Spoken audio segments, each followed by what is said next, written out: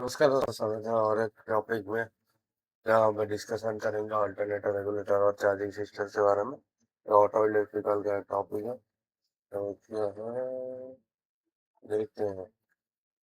Auto electrical का है, electrical में जो गाड़ी वगैरह में ट्रक मशीन्स में जो चार्जिंग सर्किट होता है, जो पीसीबीज वगैरह होता है, इलेक्ट्रॉनिक्स कंपोनेंट्स होते हैं, वो सब चलने के लिए इलेक्ट्रिसिटी की जरूरत पड़ती है। उसके लिए एक 24 वोल्ट डीसी बैटरी होता है, तो उस बैटरी को चार्ज करने के लिए एक अल्टरनेटर चाहिए, जनरेशन ऑफ करंट, जो कि इंजन के साथ जुड़ा होता है।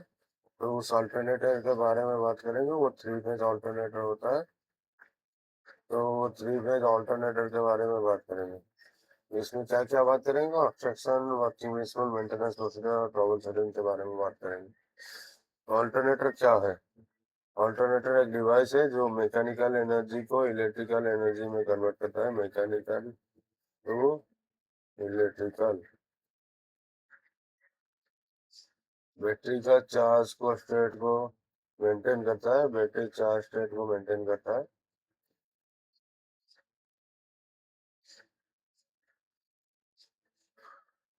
Without a functioning alternator battery क्या होगा? डिप्लीट कर जाएगा। अगर अल्टरनेटर नहीं रहेगा तो बैटरी क्या होगा? डिप्लीट कर जाएगा। बैटरी डिप्लीट होकर खत्म हो जाएगा। तो शॉर्ट पीरियड ऑफ ऑपरेशन में बैटरी डिप्लीट हो जाएगा, इसीलिए अल्टरनेटर का है। तो मैकेनिकल एनर्जी जो होता है इंजन से निकलता है। इंजन से मैकेनिकल एनर्जी कैसे जाता है? इंजन से mechanical energy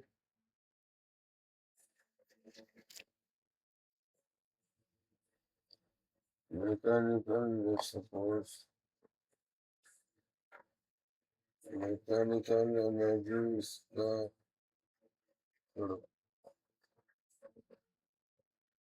mechanical energy engine से बेल्ट के थ्रू अल्टरनेटर को ड्राइव कराता है। क्रैंकशाफ्ट में से बेल्ट लगता है, रूट बेल्ट, जो कि पुली अरेंजमेंट से अल्टरनेटर हो जाता है। अल्टरनेटर अंदर क्या होता है? इलेक्ट्रोमैग्नेटिक इंडक्शन प्रिंसिपल के हिसाब से रोटेशनल मैकेनिकल एनर्जी को हम इलेक्ट्रिकल एनर्जी से कन्वर्ट करते हैं। तो उसको अल्टरनेटिव एनर्जी, अल्टरनेटिव करंट के हिसाब से एनर्जी हमको मिलती है। तो हमारा जो बैटरी होता है वो क्या होता है? वो डीसी से चलता है, वो डायरेक्ट करंट है। लेकिन हम जनरेशन करते हैं अल्टरनेटिव करंट। तो क्या करता है? एसी टू डीसी कन्वर्सन के लिए एक रेक्टिफायर बैंक है। रेक्टिफायर की एक असेंबली है जो ब्रिज रेक्टिफायर एक बनाता है, 6 पैक का ब्रिज रेक्टिफायर। क्योंकि ये 3 फेज करंट जनरेट हो रहा है, तो alternating current generated in a starter windings cannot be used directly to charge the battery because battery is DC voltage. Most vehicle loads which require DC currents. To address this, a rectifier assembly is there. Operate a sort of silicon diodes convert AC input to DC. Diode allows current from diode क्या करता है? Current को एक ही direction में flow करना allow करता है, जो कि स्टेट कर देता है अल्टरनेट वेवफॉर्म को डीसी में, जो कि डायरेक्ट करंट में यूज हो सकता है। तो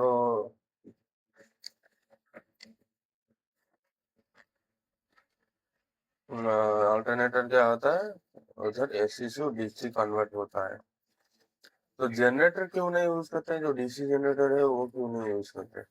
alternator is a more efficient machine and produce more current and lighter in weight than DC generators. Alternator क्या है? मोर एफिशिएंट है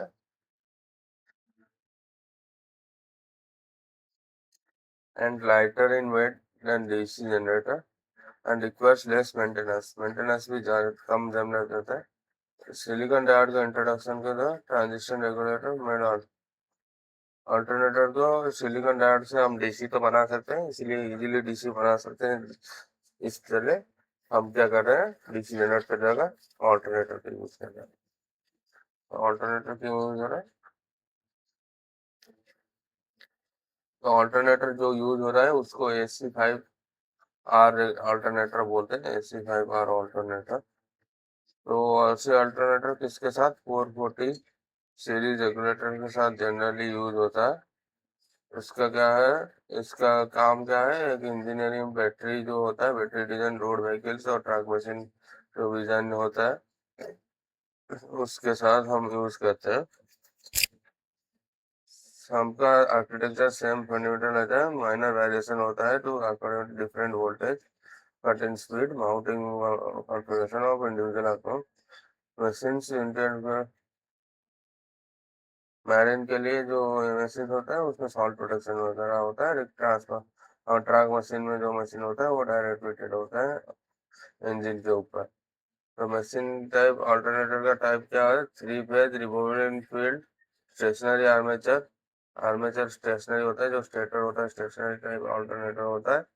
industry standard construction for maximum efficiency. Output क्या है, रेक्टिफायर होता है। AC from AC starter is rectified by build in silicon diode mounted on heat sinks with slip ring. Slip ring से जो output आता है उसके बाद हीट सिंक में जो सिलिकॉन डाइड वगैरह माउंटेड रहते हैं उसमें एसी टू डीसी कन्वर्ट होता है। आउटपुट कंट्रोल कैसे करते हैं, कितना वोल्टेज चाहिए कितना वोल्टेज नहीं। Output voltage and current is control by varying rotor excitation. Rotor में जो एक्साइटेशन है उसको वेरी करके हम आउटपुट का करंट वगैरह वेरी कर सकते हैं। उसके लिए हम 440 रेगुलेटर जो होता है ट्रांजिस्टराइज्ड रेगुलेटर उसको यूज करते हैं। मूविंग पार्ट कोई यूज नहीं होता है। Self limiting self limiting inherently self limiting out simplifying the regulator voltage control only. Inherently self output current को सेल्फ लिमिट करता है, इसलिए वोल्टेज को रेगुलेट करने के लिए सिर्फ रेगुलेटर चाहिए, करंट वगैरह को रेगुलेट करने के लिए रेगुलेटर नहीं चाहिए। कंस्ट्रक्शन में क्या क्या मेन पार्ट होता है, एक रोटर होता है जो घूमता है। फोर्स प्रेस फ्लो को rotor are use to set. Main shaft में रोटर लगता है। 8 पोल लिब्रिकेटेड रोटर इम्ब्रिकेटेड 8 पोल का डीसी फील्ड होगा। तो आप the winding of and is connected through slip ring. Slip ring से थ्रू वाइंडिंग का एंड कनेक्ट होगा, तो जिसमें से हम फील्ड करंट पास करेंगे। तो बॉल बेयरिंग एंड ब्रैकेट में दो लगा है और radial cooling foil is mounted. Drive and operator shaft, drive and operator shaft में रेडियल कूलिंग फ्लैट बैठ जाता है। ये रोटर का कंस्ट्रक्शन हुआ। स्टार्टर का कंस्ट्रक्शन क्या हुआ, लैमिनेटेड आयरन कोर होता है। 3 फेज वाइंडिंग एम्बेडेड स्लॉट्स में डाला गया था। Starter is sequentially in position between drive end slip end drive end और स्लिप एंड बीच में स्टार्टर रहता है। जो starter is a stationary armature जो कि एसी आउटपुट जनरेट करता है in the principle of electromagnetic induction. Electromagnetic induction क्या होता है उसके बारे में डिस्कस करेंगे। इलेक्ट्रोमैग्नेटिक इंडक्शन के प्रिंसिपल से स्टार्टर क्या करता है, जब फील्ड रोटेट करता है स्टार्टर के अराउंड तो फ्लक्स चेंज होता है, फ्लक्स चेंज होता है तो मैग्नेटिक फील्ड चेंज होता है, तो मैग्नेटिक फील्ड हमारा चेंज होता है तो करंट जनरेट होता है। तो रेक्टिफायर का क्या है, रेक्टिफायर कंट्रोलर 9 सिलिकॉन डायोड्स होता है। 6 main output diodes arrange for full wave bridge rectifier. 6 diodes क्या होता है, फुल वेव ब्रिज रेक्टिफायर के हिसाब से अरेंज होता है। और 3 diodes field auxiliary diodes are use. 3 क्या होता है, field auxiliary diodes are use. तो वो क्या होता है, all diodes are mounted and suitably heat sink के ऊपर माउंट होता है। और 6 मेन डायोड्स क्या करते हैं, 14 डायोड्स होते हैं। वो स्टेटर के हिसाब से आउटपुट और इनपुट बैटरी चार्जिंग डीसी हिसाब से वो करते हैं। 3 field diode supplies DC to rotor winding self excitation. जो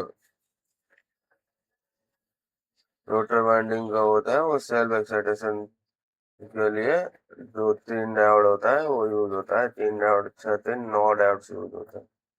तो सिंपल सर्किट डिजाइन करते हैं उसके बारे में बात करेंगे। सिंपल सर्किट क्या होता है, जैसे न्यूज पे होगा तो ये नहीं। अगर रोटर हुआ इसमें 3 वाइंडिंग रहेगा, 120 फेज से, जैसे 3 वाइंडिंग हुआ तीनों का आउटपुट जाएगा ऐसे, ऐसे नहीं,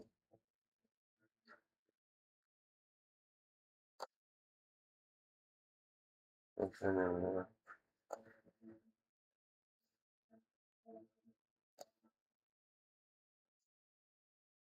तीनों का आउटपुट जाएगा, इधर से 6 डायोड्स लगे होंगे,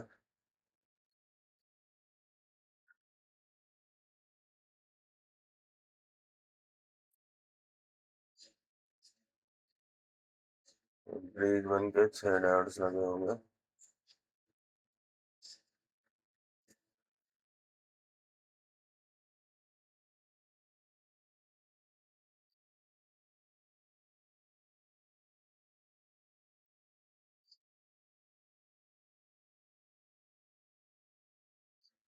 यहाँ 6 डायोड्स ऐसे लगे होंगे, जिससे आउटपुट करंट निकालना होगा, तो ये बैटरी को जा रहा होगा, इज गोइंग टू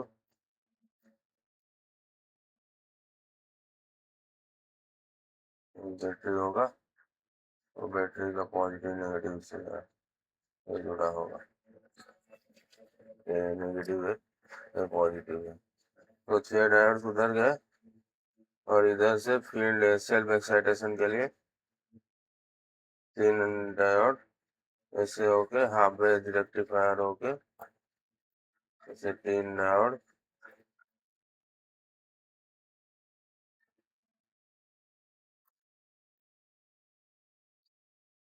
जाके इधर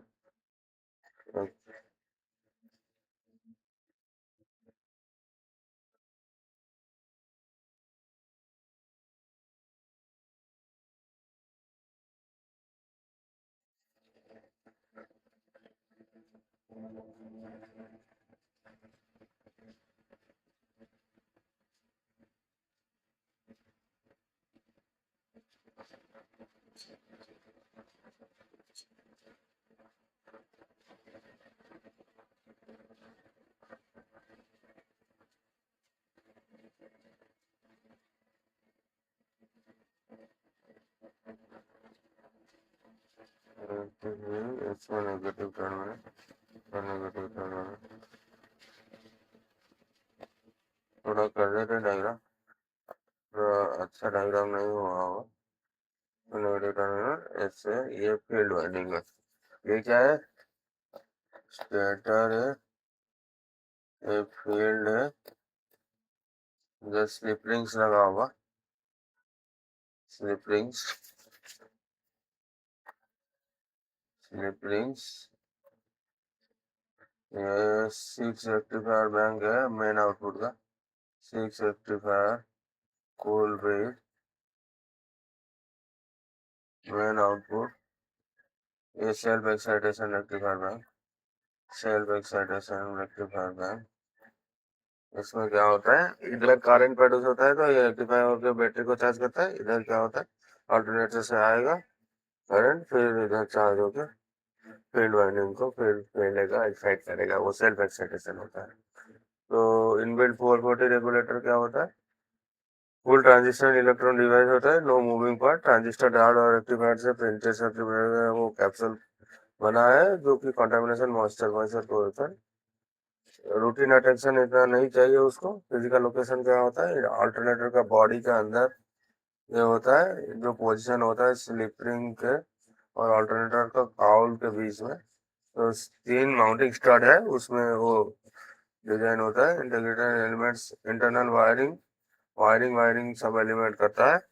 कंट्रोल कैसे करता है आउटपुट को, वो सेल्फ लिमिट करंट है, alternative self limiting current regulator only controls output voltage, it does by acting high frequency electronic switch एक होता है, उसमें हाई फ्रीक्वेंसी इलेक्ट्रॉनिक स्विच के द्वारा रोटर फील्ड के वाइंडिंग सर्किट को वो एक साइड ऑन ऑफ करके रोटर को मैग्नेटिक फील्ड को मैनिपुलेट करता है, तो उसके हिसाब से रोटर का ऑल्टरनेट आउटपुट वोल्टेज चेंज होता है। Traditional digital relay require cutout relay to prevent the battery from discharging back through the generator. जब when स्टेशनरी होता है तो जनरेटर डीसी से ये करता है, लेकिन with AC vibrator silicon diode automatically blocks reverse flow of current. जो रिवर्स फ्लो करंट होता है सिलिकॉन डायोड जो लगते हैं फील्ड में, वो डायरेक्ट ब्लॉक करता है। इसीलिए इसमें कटआउट रिले वगैरह की जरूरत नहीं है, जैसे कि डीसी जनरेटर वगैरह जब चार्ज करते हैं बैटरी में जरूरत होता है तब। इसी तरह इसमें कटआउट रिले वगैरह जरूरत नहीं है। टर्मिनल अरेंजमेंट क्या होता है? 3 टर्मिनल अरेंजमेंट होता है। इस टर्मिनल ज्यादा से ज्यादा रोल चार्जिंग सर्किट का पॉजिटिव टर्मिनल क्या होता है? मेन आउटपुट टर्मिनल होता है, जो कि डीसी डिलीवर करता है और व्हीकल में पॉजिटिव रेल सप्लाई रेल, और battery positive terminal is charging it carries full alternator output current during operation must be connected in all times. जो भी ऑल टाइम्स से कनेक्टेड होना चाहिए। नेगेटिव में अर्थिंग होता है। वार्निंग लैम्प इंडिकेशन क्या होता है? Charge warning lamp on instrument panel जो होता है, इंस्ट्रूमेंट पैनल में वो चार्जिंग वार्निंग लैम्प वगैरह के लिए यूज होता है। It serves dual purpose. Initial excitation के लिए करंट पाथ भी प्रोवाइड करता है। जब वो इग्निशन स्विच होता है ड्राइवर उस अल्टरनेटर का जनरेट प्रॉपरली जनरेट करना कि नहीं, the lamp limits the charging circuit is not occurs goes out normal charging begins.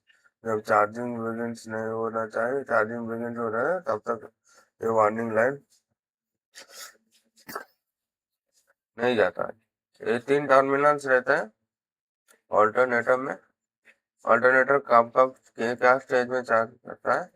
एक सेल्फ एक्साइटेशन, जब इंडियन ट्रांस ऑन होता है, एसी इंक्लूडेड होता है, डायोड फीड रोटर को फीड करता है, एक्साइटेशन ग्रोज होता है, उसको सेल्फ एक्साइटेशन करता है। Charge indication, voltage exceeds the battery. Warning light जब बंद हो जाता है, वार्निंग लाइट बंद हो जाता है, तब तक बैटरी चार्जिंग स्टार्ट हो जाता है, तो उसको चार्ज इंडिकेशन होता है। आउटपुट कंट्रोल, रेगुलेटर पल्सेस जो आउटपुट को कंट्रोल करता है।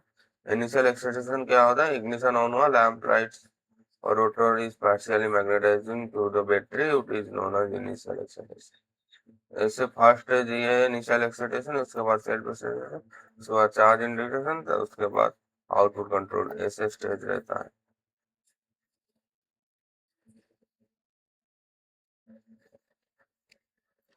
इनिशियल एक्साइटेशन और इग्निशन एंड सेल्फ एक्साइटेशन दोनों के बीच में क्या अंतर है? When ignition switch is on, the small current flows through the battery, warning light is on, rotor winding के through current small current flow करता है। At this moment rotor one illuminates and the rotor becomes partially magnetize हो जाता है। Residential magnetize is sufficient to begin generation process once engine starts rotating. The battery is priming the field before alternator can sustain it. Battery जब field को हमारा supply करता है, क्योंकि alternator पहले से मैग्नेटिज्म नहीं होता, इसलिए रोटर को पहले कुछ मैग्नेटिज्म चाहिए, रेजिडुअल मैग्नेटिज्म चाहिए, उसको वोल्टेज वगैरह बिल्ड आना करे, उसके बाद अपने आप से वो रेक्टिफायर बैंक थ्रू रोटर के थ्रू फीड कर सकता है। तो वो जो अपने आप को चलाने के लिए जो रेजिडुअल मैग्नेटिज्म के लिए जो चाहिए, उसको इनिशियल एक्साइटेशन बोलते हैं। उसके बाद सेल्फ एक्साइटेशन क्या है? अगर इंजन एक बार स्टार्ट हो गया, उसके बाद जब पार्शियल मैग्नेटाइज रोटर घूमता है तो 3 फेज अल्टरनेटिव करंट प्रोड्यूस होता है। उसके बाद वोल्टेज राइज होता है, तो जब voltage 3 phase alternating current produce होता है, उससे एक पार्शियल 3 डायोड से ऑक्सिलरी रेक्टिफायर पैक से हमारा फिर उसको डीसी बना के हम फिर से रोटर को फीड करते हैं अपने आउटपुट से। उसको हम बोलते हैं सेल्फ एक्साइटेशन, क्योंकि हमारा जो रोटर होता है अपने ही करंट्स को आउटपुट देता है, उससे ही एक्साइट होता है। उसके लिए इस पॉजिटिव फीडबैक लूप जो लगता है उसको सेल्फ एक्साइटेशन बोलते हैं। तब तक कंटिन्यू होता है जब तक अल्टरनेटर फुल्ली एक्साइटेड हो जाता है और नॉर्मल ऑपरेटिंग रेंज में वोल्टेज चला जाता है, तब तक ये चलता रहता है सेल्फ एक्साइटेशन। चार्ज इंडिकेशन और warning lamp logic. Warning lamp is connected with an ignition supply and warning terminal WL terminal of alternator. The ignition is on, the engine is not running. Then there is a voltage difference in between lamp and it illuminates. The alternator builds output WL terminal. The voltage rise above battery voltage और voltage जब voltage both side of lamp में जब voltage equal हो जाता है तो alternator voltage drop हो जाता है, तो लैम्प एक्सटिंग्विश हो जाता है। तो लैम्प जब चार्जिंग होता है तो वही स्टोरेज होता है, जब बीच में कभी फॉल्ट आएगा अल्टरनेटर वगैरह में तो बैटरी से फिर लैम्प जलेगा। तो output control regulator in action, regulator जब चलता है रोटर फील्ड के बीच स्विचिंग होकर जैसे आउटपुट कंट्रोल करता है, उसको हम देख लिए। मेंटेनेंस के लिए क्या क्या मेंटेनेंस है, जनरल क्लीननेस अमाउंट है। ऑल्टरनेटर को हम ऑयल ग्रीस फेब्रिक्स करने के लिए अकोमोडेशन से बचाते हैं, क्योंकि वेंटिलेशन के लिए, वेंटिलेशन सॉइल एयर स्पेसेस जो होता है उसको रैपिडली मूव करने के लिए, एयर रैपिडली मूव करने के लिए, क्योंकि ऑल्टरनेटर सेटअप हो जाता है, इसके लिए फ्री एयर फ्लो के लिए हम जो क्लीनिंगनेस है तो उसको मेंटेन करते हैं। और माउंटेन बोर्ड्स को भी टाइट करते हैं, क्योंकि इंजन बोर्ड वाइब्रेशन करता है और माउंटेन बोर्ड रेगुलरली ढीला हो जाता है, इसीलिए माउंटेन बोर्ड को हम टाउट कर सकते हैं। Dry belt and tension. Inspector dry belt and fraying grease contamination. Ensure belt is neither too fresh nor too. Correct tension is achieved with a belt defect. Half inch और 3/4 inch when mid point of the longest spray between police के हिसाब से, अगर mid point में हम belt को दबाएंगे और हाफ इंच से 3/4 इंच तक अगर डिफ्लेक्ट करता है तो ब्रेक सही है, उससे ज़्यादा डिफ्लेक्ट करेगा और उसके कम डिफ्लेक्ट करेगा तो ना टू लूज और टू टाइट हो जाएगा। स्लैग बेल्ट क्या करता है, रैपिडली वेयर एंड टियर करता है, प्रिवेंट ऑल्टरनेटिव पर रिक्वायर्ड स्पीड के हिसाब से उसको ऑल्टरनेटिव को स्पीड पर पहुंचाता नहीं है, एडिक्वेट करंट भी प्रोड्यूस करना है। ओवर साइड बैट क्या करता है, सीवियर थ्रस्ट में अल्टरनेटर बियरिंग पे डालता है और जिसके हिसाब से बियरिंग लाइफ और अल्टरनेटर का रोटर पार्ट डैमेज हो सकता है। बैटरी कैसे चेक करता है, हाइड्रोमीटर से हम specific gravity of electrolyte cell से चेक कर सकते हैं। ग्रेविटी हर सेल में इक्वल होना चाहिए और एक्सेप्टेबल रेंज में होना चाहिए। तो check all battery terminals tightness, corrosion tightness अगर चेंज कर चेक कर सकते हैं। It must be independently recharge and replace before proceeding to further charging system checks. A discharge battery will be misleading against alternator testing. अगर discharge battery होगा तो alternator testing से misuse boss gear. बस gear every 2000 में बस gear को हम change करना चाहते हैं। बस असेंबली जो होता है तो स्लिप रिम के ऊपर बस लगता है, तो new buses full length provide reliable inline contact with sound, one buses intermittent excitations, erratic changing output। और अब वन बसेस यूज करेंगे तो एक्साइटेशन ठीक से नहीं जाएगा, जिससे आउटपुट भी चेंज हो सकता है। तो अगर बसेस कंटामिनेट हो जाता है उसको हम पेट्रोल मॉइस्ट को से क्लीन करते हैं। रोटर स्लिप रिंग्स इंस्पेक्ट करते हैं रेगुलरली, क्योंकि उसका क्लीन होता है, बंद फ्री होना चाहिए। तो उसका रोटर विन उसमें क्या होता है, करंट बस के थ्रू स्लीपिंग के थ्रू हमारा करंट रोटर को कर जाता है। तो अगर रोटर बर्न आउट होगा तो रोटर सरफेस में क्लीन नहीं होगी तो फिर वो करंट को रोटर को जाने से रोकेगा, तो फिर उसमें आउटपुट वोल्टेज का भी इफेक्ट होगा। तो उसको fine very fine amply paper से हम क्लीन कर देते हैं, जो एब्रेसिव डस्ट वगैरह उसके ऊपर रहता है उसको क्लीन करते हैं। बियरिंग हर 20,000 में हम बियरिंग को चेंज कर सकते हैं। अगर बियरिंग डैमेज होगा तो ऑडिबल नहीं रहेगी, तो शाफ्ट का लेफ्टरल मूवमेंट होगा तो rotor counter the starter resulting factor से भी बहुत ज़्यादा डैमेज हो सकता है। अगर बियरिंग वगैरह डैमेज हो तो हीट वगैरह एक्सेसिव प्ले से वो बियरिंग डैमेज हो जाता है। तो बियरिंग अगर डैमेज हो गया तो उसको इमिडिएटली रिन्यू कर सकते हैं, आप डैमेज बियरिंग को हटा के नया बियरिंग लगा सकते हैं। प्रिकॉशंस क्या कहता है, सिक्योर एंड क्लीन कनेक्शंस लेना चाहिए। चार्जिंग सर्किट में जो भी कनेक्शन वगैरह है वो क्लीन और टाइट होना चाहिए। और लूज और ऑक्सीडेशन कनेक्शन क्या होता है, चार्जिंग वगैरह ब्रेक कर सकते हैं। Never break the circuit while learning. Circuit अगर चल रहा है उसके बीच में हम सर्किट को डिस्कनेक्ट नहीं करना है। जो अगर डिस्कनेक्ट कर देते हैं लोड वगैरह, अगर सर्किट चलता रहता है तो उसका आउटपुट वोल्टेज बहुत ज़्यादा हो जाता है, उसके हिसाब से वो व्हीकल का ECU वगैरह रेगुलेटर डायोड को डैमेज कर सकता है। करेक्ट पोलैरिटी यूज करना चाहिए व्हेन कनेक्टिंग बैटरी को, जब बैटरी को हम जब सेट वगैरह करना चाहते हैं उसके टाइम हम करेक्ट पोलैरिटी यूज करेंगे, क्योंकि वो अगर उल्टा पोलैरिटी है उसका डैमेज हो सकता है। यूनिट फाउल्स और never touch alternator output leads together. जब आउटपुट जनरेट होता है तो आप दोनों लीड को टच में करेंगे, वो शॉर्ट सर्किट कर सकता है डायोड वगैरह को, जो डिस्ट्रैक्ट कर सकता है उसको immediately. Use a voltmeter to test lamp series resistance output all check. Short करके हम चेक नहीं करेंगे। वेल्डिंग के बिफोर हम ऑल्टरनेटर को डिस्कनेक्ट करेंगे और सारे टर्मिनल को निकलेंगे। व्हीकल को वायरिंग डिस्ट्रॉय कर सकता है वेल्डिंग, तो ऑल्टरनेटर को हम सारे टर्मिनल्स को देखो वेल्डिंग करेंगे। मैनिफोल्ड क्लियरेंस आंसर अल्टरनेटिव मान क्लोज एग्जॉस्ट मैनिफोल्ड का क्योंकि थर्मल स्केलिंग और एग्जॉस्ट हमारा गर्म होता है, तो हम एक्सपोजर हीट से हम बचाने के लिए उसको मैनिफोल्ड से थोड़ा दूर वगैरह रखते हैं, क्योंकि पीसीबी वगैरह उसमें लगा है, तो हम उससे डील करते हैं। ट्रबल शूटिंग में क्या क्या है उसको हम देख लेते हैं एक बार, उसके बाद इस लेक्चर खत्म करते हैं।